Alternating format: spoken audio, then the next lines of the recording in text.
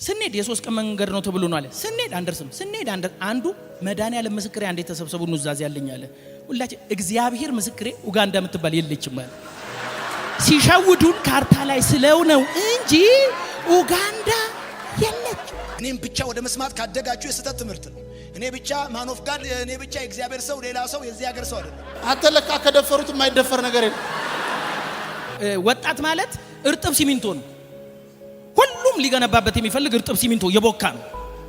እኔ በእርጥብነቴ ማዘር ስትመክረኝ ያልሰማሁት ብዙ ነገር አለ። እናንተ አሁን ያላችሁ ወጣቶች ግን እድለኛ ናችሁ። እኔ አሁን ተማር ልጅ የሚለው በተዘፈነ ቁጥር ና ስማ ትለኝ ነበር እናቴ። አልሰማም ብዬ ፊዚክስ ደብተር ከላይ ያደርግና ህልምዣት ከስራ ነባለሁ። ከዛ በኋላ ምን ሆነ ይውላችሁ፣ ትልቅ ኮንኩ በኋላ ነው ትምህርት የጨረስኩት። እዚህ ኤስዩኤስ ሁሉ ገብቻለሁ ትልቅ አገልጋይ ሆኜ። ከዛ አባባ ከለሉኝ ሲሉኝ ደብሮኝ፣ ለምንድን ነው በነፃ ቀን ተማር ስባል እምቢ ብዬ በዋጋ ማታ ተማርኩኝ። በቀደም ዶክተር አብርሃም እኛ ጋር ሲናገር የሱ ታሪክ ነው። አክቹአሊ እሱ የተናገረውን ተናግሬ ጨረስኩ። this is the last phrase and ሃሌሉያ።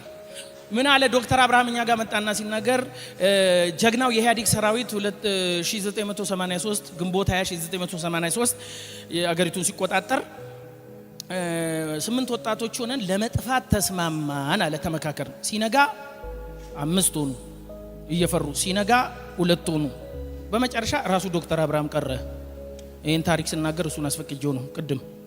እና ከዛ በኋላ ብቻውን ወደ ኬንያ ጠፋ። ኬንያ ስደርስ የጠበቅኩት አለ 3ኛ ፎቅ ላይ እዛ ጥግ ላይ ተኛ የሚለኝ ሰው ነው አለ። ግን እንደደረስኩ የዩኤን ምናምን አር ላስቲክ ሰጡኝ አለ። ገብቷችኋል? ይሄ ቸርች የሚሰራበት ላስቲክ ከው ጓልኩ አለ። ጠላት ክው ይበል። ከዛ እዛ ስኖር ኡጋሊ የሚባል ገንፎ አለ። እሱን ያገነፋን ስንኖር አንድ ቀን ደግሞ ወሬ መጣ አለ። ምን ኡጋንዳ የምትባል ሀገር አለች፣ የተሻለ ነው፣ ለምን ወደዛ አንጠፋም ተባባልን አለ። ከዛ እንደገና ተነሳሳንና ቤት እንጥፋ፣ በአስፋልት ከሄድን ፖሊስ ይዙናል፣ ፒስታውን እንሂድ ተባለ። ስንሄድ የሶስት ቀን መንገድ ነው ተብሎ ነው አለ። ስንሄድ አንደርስም። ስንሄድ አንዱ መድኃኒዓለም ምስክሬ አንዴ ተሰብሰቡ ኑዛዜ ያለኝ አለ። ሁላችን እግዚአብሔር ምስክሬ ኡጋንዳ የምትባል የለችም አለ። ሲሸውዱን ካርታ ላይ ስለው ነው እንጂ ኡጋንዳ የለችም። ከዛ ፖሊስ ያዘን። ከዛ ተመልሰው እነዛ ኡጋንዳ ገብተዋል ተብሎ ሲጠበቅ ተመልሰው ተገኙ ማለት ነው። እዛ ፉፉ ተባሉ። እዛ ቁጭ እና ምን አለ እሱ ሲናገር የገባኝ ነው። ኡጋንዳ ስለሌለች አይደለም፣ መንገድ ስለጠፋ ነው። ዮኒ በዚህ ዘመን ወጣቱ የት መድረስ እንዳለበት በአገልግሎቱ መንገድ የምታሳይ የጠፋችውን ኡጋንዳ፣ ቡርኪና ፋሶ የምታሳይ ስለሆንክ አይ ላቭ ዩ ግሬ ቴንክ ዩ እግዚአብሔር ይባርክ። ሃሌሉያ። ኢየሱስ ካለ ኢየሱስ አሁን እዚህ ውስጥ ሌላ ይሾአለ ማን ነው እሱ? አሁን ኢየሱስ ስንል ራሱ አየሩ ላይ የሚዘጋጁ አሉ። ጠርምሰን ነው የምንሄደው።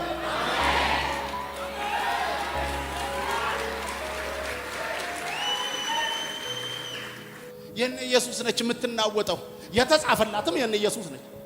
እዛ ጋር እነበላቸዋለ እና አድማሷለ እና ምናምን ብዙ ታንኳል። ማንም አያወራለት። ቀለም ያልቀቡት የለም። ያሳስል ስለውበታል ምናምን ጥቅስ ለጥፎበታል። ማንም አይላቸውም። ትኩረቱ ኢየሱስ ያለበት ላይ ምን ይላል መሰላችሁ? በደም ስሙ።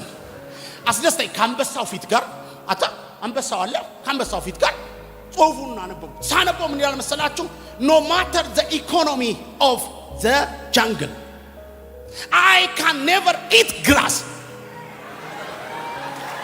Listen to me. Listen. Are you hear me?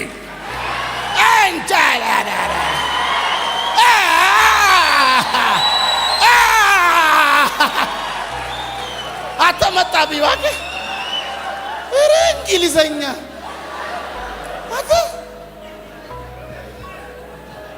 አተለካ ከደፈሩት የማይደፈር ነገር የለም። እኔ ጌታ ይሄን ሳላነብላችሁ ስለማ በጣም ነው የተደሰትኩት። ከአንበሳው ፊት ጋር ሳሉና አንተ አንበሳ ከጀርባዬ አንበሳውን እዩት። ከዛ ምን እንደሚል ስሙት። no matter the economy of the jungle, I can never eat grass. It is not pride. It is just who I am. አንድ ሰው ጮህ አሜን ይበለኝ። አየህ አንበሳው ኮርቱ አይደለም ሳር አልበላም እኔ ከበሬ ጋር ላለመዋል ነው ምናምን አይደለም። ሰው ግን ምን እሱ ሳር ንቆ ነው ምናምን ሌሎች አይደለም። አንበሳው አይደለም፣ ኩራት አይደለም። እኔ ስወለድ ራሱ ሳር ለመብላት አልተወለድኩም። I can never eat grass። ስንዴ ዘርታችሁ ጸልያችሁ ጤፍ አታጭዱ። በቆሎ ዘርታችሁ ጾም ጸሎት ይዛችሁ in Jesus name, in Jesus mighty name, I break in Jesus name, I change in Jesus name ምናምን ብላችሁ ምናምን ብላችሁ ብሎ ያስቀምጣል እንጂ እግዚአብሔር ምንም ነገር አያደርግልም። እውነተኛ ወዳጅ በአዘነ ጊዜ የሚያለቅስ ሳይሆን ደስታህን የሱ ደስታ የሚያደርግ ሰው። ኢኮኖሚ የመታ ቢዝነስን የመታ መጋኛ ቢመታ ይሻላል አንዳንድ ሰው ከሚመታ። የማንም ፍቅር ደሞዝ እንጂ ስጦታ አይደለም። ማንም የሚስት ፍቅር እንኳን ከሚስት በላይ አፍቃሪ የለም። ከባል በላይ ደሞዝ ነው። እኔ አሁንስ እያመሸው ልግባ ትወደኛለች፣ ሽማግሌ ሰብስባ ትጠብቀኛለች። አለበዛው እንደ ፓስተርነት ማለት ዝርዝር ይባላል ማለት ነው ይጋጁ። ስለዚህ ሚስቴ እንድትወደኝ ምን ማድረግ አለብኝ? ስጦታ ሰጣለሁ፣ አበባ ይዤ ጋር ሰርፕራይዝ።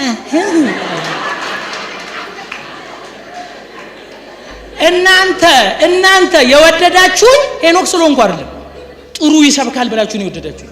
እንዲሁም ይወድሰው ይል ይህች ምድር እንደ ዝናብ ነች። አንተ እንፋሎት ካልሰጠ አታካፋም። በነፃ የለም። ኔቨር ባልሽ እንዲሁ አይደለም ይወደደሽ ወይ እጅሽን ስትዘረጊ ደስ ብሎታል። እንዲሁ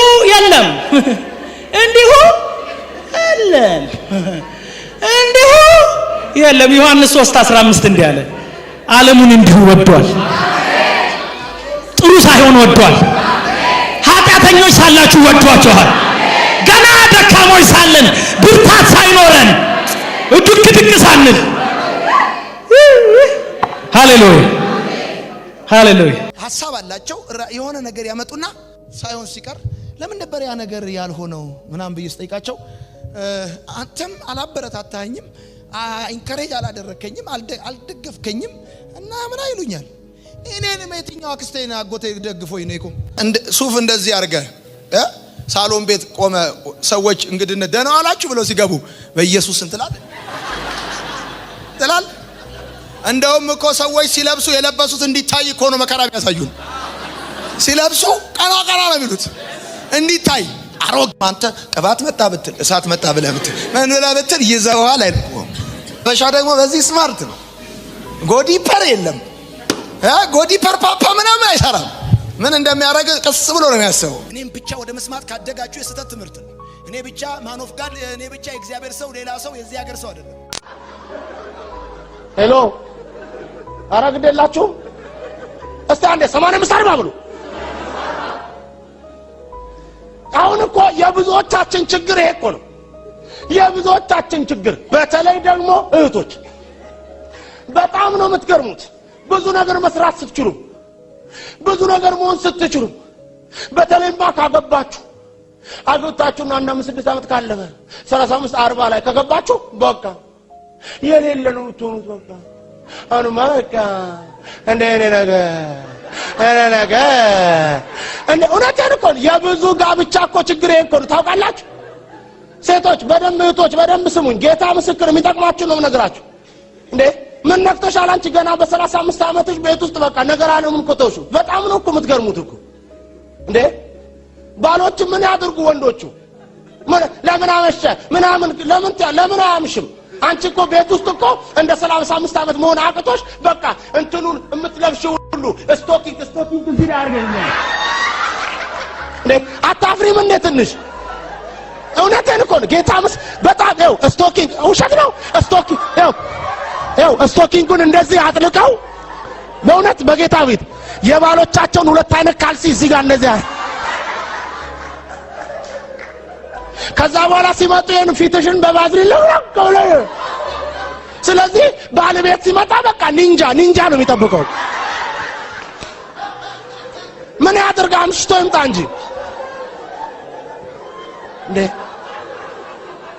እውነት ነውር እኮ ነው በጣም ነው መታዝ ለምን ነው እንዴ አሪፉ ነው እንጂ ጌታ ምስክር ነው እኔ አንደ በጣም እንደ ውጭ ሀገር አሜሪካን ሀገር መታችሁ በአንዳንዶቻችሁ በጣም የሚገርመው እኮ የድሬዳዋ ድሪያ እዚህ ድረስ ትለብሳላችሁ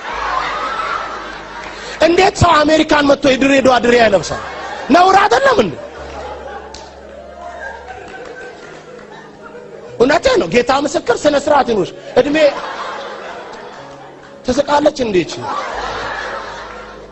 ያው በሰነ እውነቴ ጌታ እድሜ እንደዚህ ስነ ስርዓት እኔ 40 ምናምን አይባል በቃ አንቺ ብቻ እድሜ ሲሉ 85 40 እውነት እንደውም ጌታ ምስክር እንደዚህ እንትን ይያላችሁ ሽበት ምናምን ሁሉ ካወጣባችሁ ጌታ ምስክርን እንትን ተክ አርጉና ጌታ ዝም በሉ እውነቴ ጌታ ምስክርን እንትን በሉ በቃ ዝም ብላችሁ ሙትት አትበሉ እውነቴ ነው ቆፍጠን በሉ በቃ ራሳችሁ ጠብቁት ፍራችሁን ተቀቡቀነ ጫጉራችሁን በስነ ስርዓት አበጥሩ ጌታ ምስክሬ ነው በስነ ስርዓት በቃ በመጠኑ ሁሉን ነገር በመጠኑ በልክ አድርጋችሁ አምራችሁ በቃ ቸርች ራሱ ስትመጡ አምራችሁ ጌታ ይባርክ እውነቴን ነው ይሄ ዝም ብለሽ እንትን ጉትት እንዳይ ነውር ነው ጌታ ምስክር የብዙ ሰው ችግር እኔ ብዙ ሰው ካውንስል አድርጋ ያለው ኢትዮጵያ የብዙ ሰው ችግሬ ነው እህቶች ቤት ውስጥ በቃ ራሳቸውን ይጥላሉ የሚያደርጉት ነገር ሁለት አይነካል ጉድት እንዳልኳችሁ ጌታ ምስክር እንዳልኳችሁ በቃ ተሸፍነው ብርድ እጃቸው ላይ እንደገና እግራቸውን በሱሳ ፌስታል በመናምን አስረው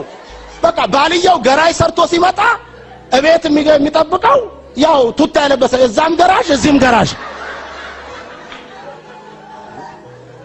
እዛም ገራሽ እዚህም ገራሽ እንዴት ይሆናል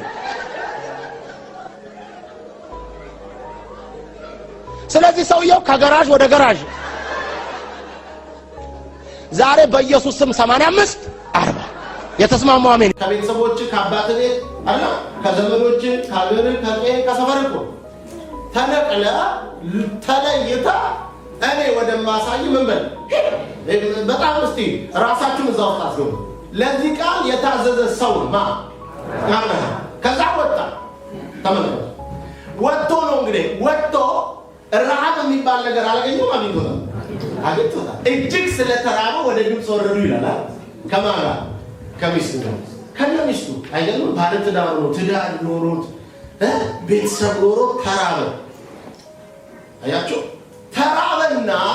ተራበና የሚገርማችሁ ነገር ወደ ግብፅ ሲሄድ ንጉሱ ወይም ደግሞ የሀገሪቷ ሰዎች ደግሞ ከሳራ ቁንጅና የተነሳ እንዳይገሉት ስለፈራ ረሃብ ነው ስለዚህ ጥሪ ያለኝ የጠራኝ ጌታ የታመነ ነው አረጉራው ምናምን አላለ በቃ ሰው ነው ሰው ይረዋል ሰው ይቸገራል ይገባ በብዙ መልክ ሰው ነው አገልጋይ ብረት አገልጋይ ሰው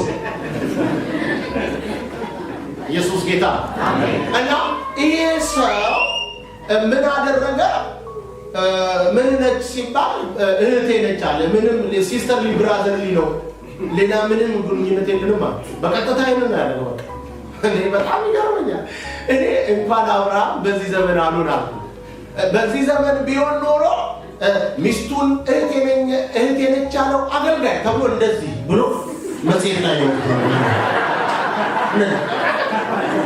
አብርሃም እንኳን አልኖር እንኳን በዚህ ዘመን አልኖር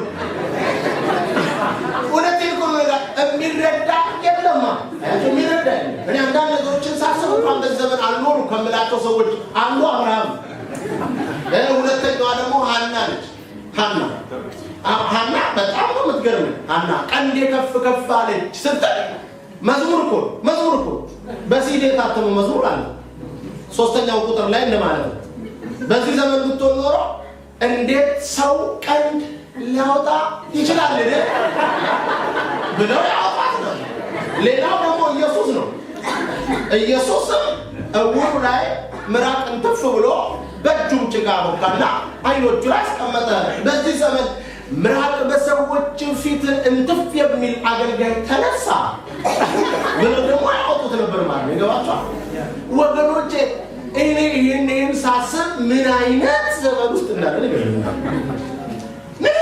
የራሳችን ችግር የማይታየው የሰው ብቻ ምናል እርቦን እንደማያቅ እርቦት በተበደረ ሰው ላይ እጃችንን እናወጣ።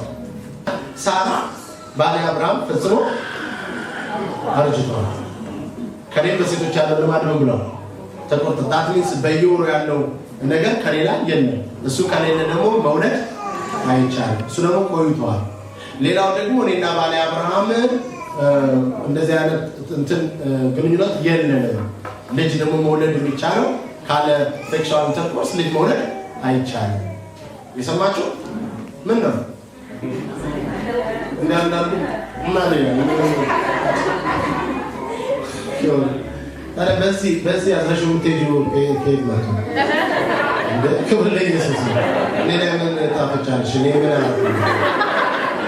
ወለተ ምናምን እንትን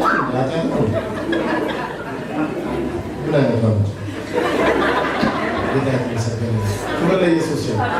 ማቅ ሰው ነው የሚናገረው። ሞኝ ነው። ሞቷል ይሉኛል አለው ነገር ለኔ ምክንያቱም ገና አገለግላለሁ እስከ 106 ዓመቴ። ምን ይላሉ እነዚህ? አገለግላለሁ ገና ነው። ምን ይላሉ እነዚህ? ቅርብ ቀን ቆይ እንደው በመድኃኒዓለም በጌታ ቆይ ስለ ሮኒ የሚባል የማንቸስተር ዩናይትድ ተጫዋች አለ። ስሙኝ፣ ጸጥ በሉና ይኸው ነግሬያቸዋለሁ። ሮኒ የሚባል የማንቸስተር ዩናይትድ ተጫዋች አለ። እኔ ኳስ አያለሁ ጋሼ እና የቼልሲ ደጋፊ ነኝ። ጌታ የተባረከ አያለሁ። እናንተ አታዩም፣ በጸሎት ብቻ ነው እናንተ። እኔ አያለሁ፣ ኳስ አያለሁ። እና የማንቸስተር ዩናይትድ ተጫዋች ነው ሮኒ። አሁን ቅርብ ጊዜ የ5 ዓመት አስፈረሙት። የ5 ዓመት ሲያስፈርሙት በሳምንት 300,000 ፓውንድ ነው ደሞዙ። በሳምንት 300,000 ፓውንድ ማለት በወር 12,000 ፓውንድ ነው። 120,000 1,200,000 ፓውንድ ሲባዛ በ34 እንኳን ፓውንድ 34 ከሆነ ምናልባት ሲባዛ እንኳን ወደ 40,800,000 ብር አካባቢ ይመጣል። ካኒ ማጅን የወር ደሞዙ 40 ሚሊዮን። ወይኔ አንተ ይሁን ከተሰበረ ከተጎዳ እኮ ኳስ አይጫወትም። ለወር ሳይጫወት 40 ሚሊዮን ምናምን። አንተ እሱ እኮ ኳስ እየገፋ ነው፣ ኳስ እያባረረ ነው። እኔ አጋንንትን እያባረርኩልህ ስማ